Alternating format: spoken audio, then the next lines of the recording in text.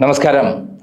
കേരളത്തിൽ ആരൊക്കെയായിരിക്കും മന്ത്രിസഭയിൽ വരിക എന്നുള്ളതിനെ കുറിച്ചുള്ള ചർച്ചകൾ നടക്കുകയാണ്. ഏതൊക്കെ വകുപ്പുകൾ ഓരോ പാർട്ടിക്കും ഉണ്ടാകും എന്നുള്ളതിനെ കുറിച്ചുള്ള ചർച്ചകൾ നടക്കുകയാണ്. ആഭ്യന്തര വകുപ്പ് രമേശ് ചെന്നിത്തലയെ കിട്ടണം എന്നുള്ള ഒരു പിടിവാശി നടക്കുന്നു എന്നുള്ള വാർത്തകളുമുണ്ട്. എന്തായാലും മുഖ്യമന്ത്രി വി.ഡി. സതീശൻ എല്ലാ കാര്യങ്ങൾക്കും കൃത്യമായി ഇന്ന് ഉത്തരം നൽകും. എല്ലാവരുമായി ചർച്ച നടത്തി അത് പരിഹാരമുണ്ടാക്കും.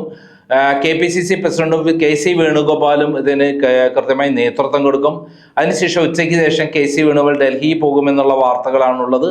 ഈ തിങ്കളാഴ്ച എന്തായാലും 10 മണിക്ക് തിരുവനന്തപുരം സെൻട്രൽ സ്റ്റേഡിയത്തിൽ 1,00,000 പേർ പങ്കെടുക്കുന്ന ചടങ്ങിൽ വെച്ച് മന്ത്രിസഭയുടെ എല്ലാ മന്ത്രിമാരും സത്യപ്രതിജ്ഞ ചെയ്യും എന്നുള്ളതാണ് അറിയുന്ന വിവരം. നമുക്കറിയാവുന്ന ഒരു കാര്യം, ഏറ്റവും പുതിയ വിശേഷം എന്താണ്, ഈ തമിഴ്നാട്ടിൽ നിന്ന് മുഖ്യമന്ത്രി വിജയും ജോസഫ് വിജയും, അതേപോലെ സിദ്ധരാമയ്യ കർണാടകയിൽ നിന്നും, അതേപോലെ രേവന്ത് റെഡ്ഡി തെലങ്കാനയിൽ നിന്ന് വരും. അതോടൊപ്പം രാഹുൽ ഗാന്ധിയും പ്രിയങ്ക ഗാന്ധിയും ഉണ്ടാകും. മേളക്കൊഴുപ്പാർന്ന വലിയ തോതിലുള്ള വർണ്ണപ്പകിട്ടാർന്ന ചടങ്ങായിരിക്കും നടക്കുക. എന്തായാലും നമ്മൾ കഴിഞ്ഞ ദിവസങ്ങളിലെല്ലാം കണ്ടുകൊണ്ടിരിക്കുന്നത് അത്ഭുതകരമായ രംഗങ്ങളാണ്. വി.ഡി. സതീശൻ എവിടെ പോയാലും വലിയ സിനിമാ താരങ്ങളെ കടത്തിവെട്ടുന്ന ആരാധകർ അദ്ദേഹത്തിന് ചുറ്റും കൂടുന്നു. ഇതുവരെ ഇല്ലാത്ത രൂപത്തിൽ കേരളത്തിൽ UDF-നെ അധികാരത്തിലെത്തിച്ച 102 സീറ്റോടെ അധികാരത്തിലെത്തിച്ച വിസ്മയങ്ങൾ കാഴ്ചവെച്ച, എന്താണോ താൻ പറഞ്ഞത് അതെല്ലാം പാലിച്ചുകൊണ്ടുള്ള ഒരു മുന്നേറ്റമാണ് അദ്ദേഹം കാഴ്ചവെക്കുന്നത്.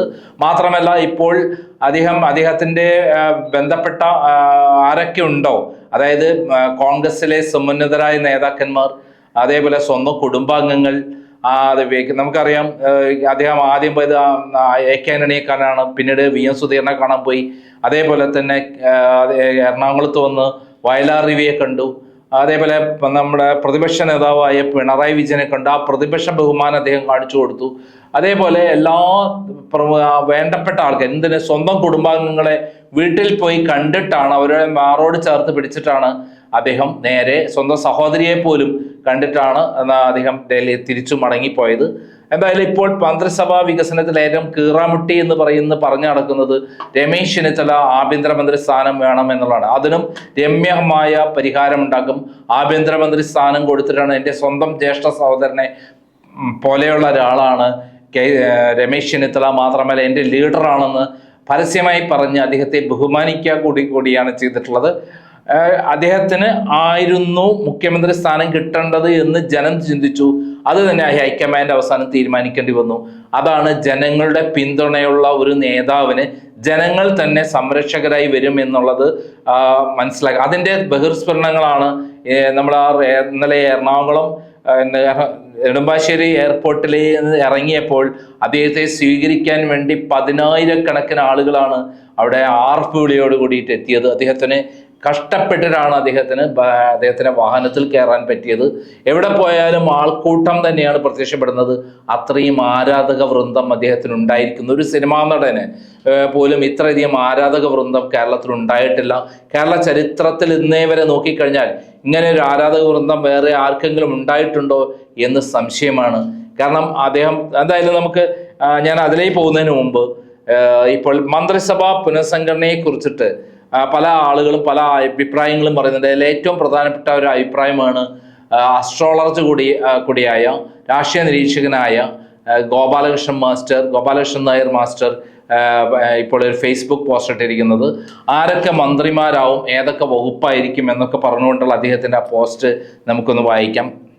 അതായത് അദ്ദേഹം പറയുന്നത്, UDF മന്ത്രിസഭയിലെ മന്ത്രിമാർ ശ്രീ വി.ഡി. സതീശന്റെ നേതൃത്വത്തിൽ രൂപീകരിക്കുന്ന മന്ത്രിസഭയിൽ വരാൻ സാധ്യതയുള്ള മന്ത്രിമാരുടെ പേര് താഴെ കൊടുക്കുന്നു. കോൺഗ്രസ് മന്ത്രിമാർ 11: K. Muraleedharan, Thiruvanchoor Radhakrishnan, Sunny Joseph, Mathew Kuzhalnadan, M. Liju, Bindu Krishna, T. Siddique, AP Anilkumar. 7 പേരുടെ പേരാണ് കൊടുത്തത്.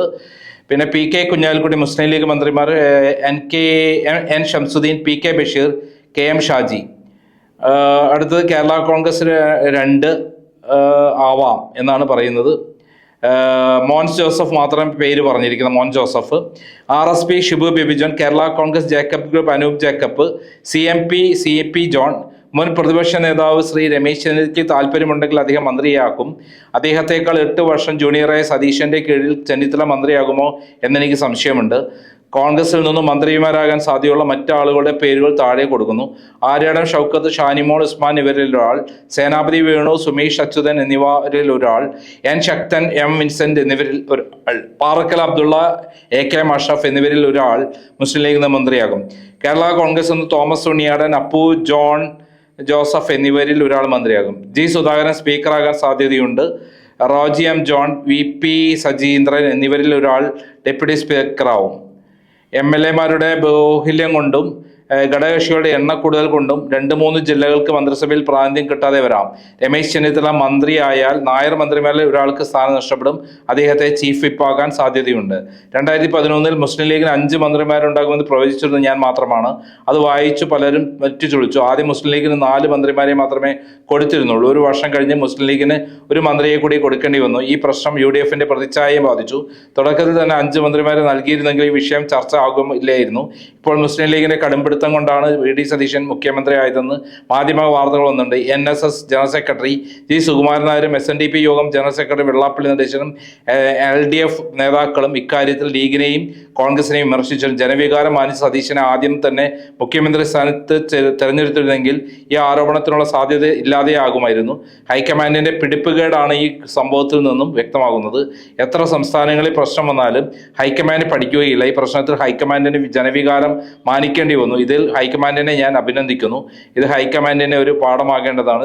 മുഖ്യമന്ത്രിയാകുന്ന ശ്രീ VD സതീശനെ ഞാൻ അഭിനന്ദിക്കുന്നു എന്ന് പറഞ്ഞുകൊണ്ട് അദ്ദേഹം പോസ്റ്റ് ചെയ്ത അതാണ് ഞാൻ വായിച്ചിട്ടുള്ളത്. അദ്ദേഹം കഴിഞ്ഞ ഒരു വീഡിയോ ചെയ്തിരുന്നു. അതേ ഇലക്ഷനിൽ 88 സീറ്റ് വരെ UDF വിജയിക്കുമെന്ന് പറഞ്ഞിട്ട്, 88 അല്ല, ശരിക്ക് 100-ൽ പരം സീറ്റ് കിട്ടുമെന്ന് പറഞ്ഞുകൊണ്ട് കൃത്യമായി പ്രവചിച്ച ഒരാളാണ് ഞാൻ. രമേശ് ചെന്നിത്തല എന്തായാലും ഇവിടെ മന്ത്രി, ആഭ്യന്തരമന്ത്രിയോ അല്ലെങ്കിൽ ധനകാര്യമന്ത്രിയോ ആകും. അദ്ദേഹത്തെ ഇല്ലാതെ എന്തായാലും ഈ മന്ത്രിസഭ വരില്ല. കാരണം അദ്ദേഹം വളരെ ശക്തനായ കേരളത്തിൻ്റെ UDF-ന്റെ കോൺഗ്രസിൻ്റെ നേതാവാണ്. പ്രതിപക്ഷ നേതാവും മുമ്പത്തെ ആഭ്യന്തരമന്ത്രിയായിരുന്നു. മുൻ KPCC പ്രസിഡന്റാണ്. അദ്ദേഹത്തിന് നിർബന്ധമായിട്ടും കൊടുക്കണമെന്ന് VD സതീശനും അതേപോലെ തന്നെ KC വേണുഗോപാലും മുരളീധരനും അതേപോലെ എല്ലാവരും തന്നെ പറഞ്ഞിട്ടുണ്ട്. തിരുവഞ്ചൂർ രാധാകൃഷ്ണൻ ആയിരിക്കും മിക്കവാറും സ്പീക്കർ, അല്ലെങ്കിൽ G സുധാകരൻ ആവാൻ സാധ്യതയുണ്ടോ നമുക്കറിയില്ല, അല്ലെങ്കിൽ KK രമ ആവാം സ്പീക്കർ. അങ്ങനെ വരികയാണെങ്കിൽ ചരിത്രമായിരിക്കും. KK രമയുടെ മുന്നിൽ വന്നു ഓച്ചാനിച്ച് നിൽക്കേണ്ട നമ്മുടെ പിണറായി വിജയന്റെ രൂപമൊന്നും നമ്മൾ ഇപ്പോഴേ മനസ്സിൽ കാത്തു സൂക്ഷിക്കാം. നന്ദി, നമസ്കാരം.